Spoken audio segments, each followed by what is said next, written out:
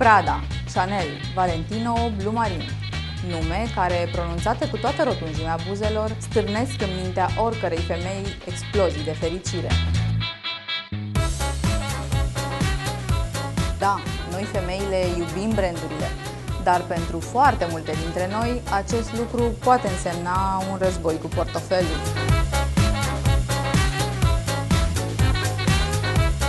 Sunt Adina Teodorache, iar jobul meu este să vă amintesc în fiecare emisiune că etichetele se poartă pe dosul hainelor.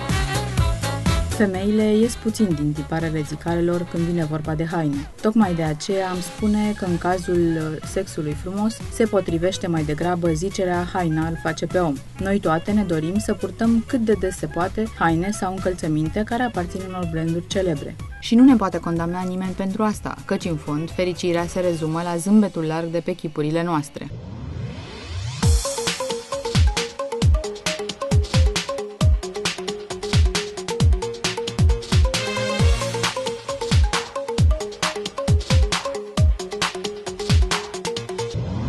Avem de multe ori impresia că, purtând asemenea acoperământuri frumoase și celebre, frumusețea, dar mai ales inteligența noastră, cresc direct proporțional cu valoarea lucrurilor. Fals!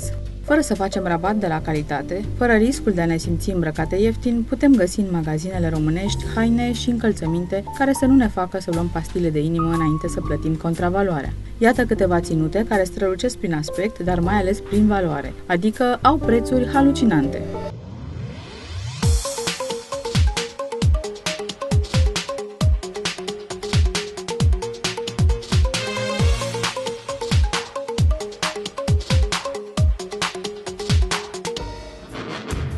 Câte dintre noi au impresia că, purtând o pereche de pantofi de la Christian Louboutin, cu celebra lor talpă roșie, vor avea niște glezne mai fine sau niște picioare mai ușor de observat?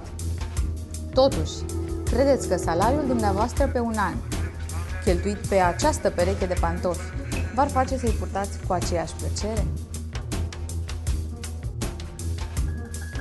Aș vrea acum să vă propun două ținute de club.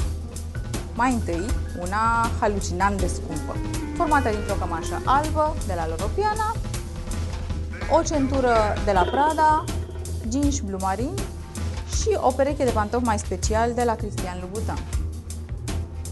Iar cealaltă ținută, relativ obișnuită, o cămașă albă de la Stefanel, o curea dintr-un lanț obișnuit pe care îl găsim în orice magazin de accesorii, o pereche de jeans de la Stefanel și o pereche de pantofi ai unui brand românesc foarte cunoscut.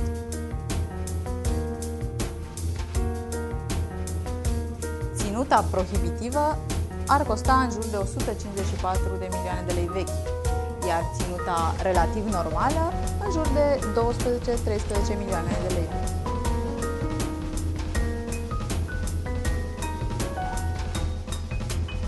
Acum putem transforma aceleași ținute într-unele pentru după amiază.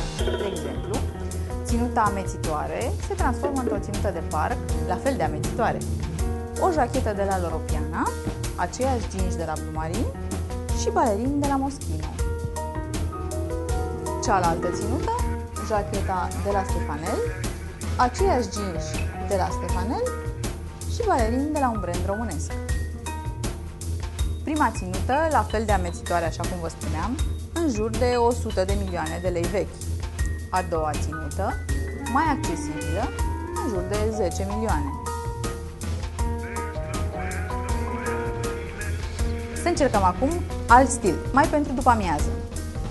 Rochie de la Hermanos Cervino, pantofi de la Lanvin.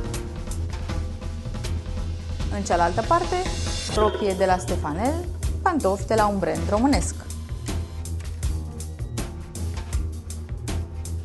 Ținuta amețitoare, așa cum vă spuneam, 67 de milioane de lei vechi. Ținuta accesibilă, 7 milioane de lei.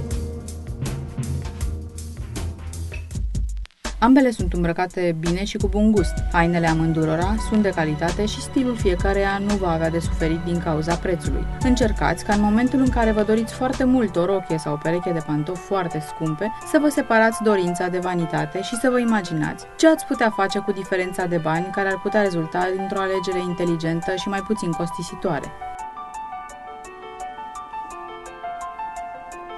Vă spuneam la începutul emisiunii că etichetele se poartă pe dosul hainelor. Și vă mai spun ceva. Dacă cineva ar putea să le observe, asta înseamnă că v-ați dezbrăcat deja, iar pentru persoana respectivă brandul nu mai contează. Până săptămâna viitoare, stil rezonabil vă doresc!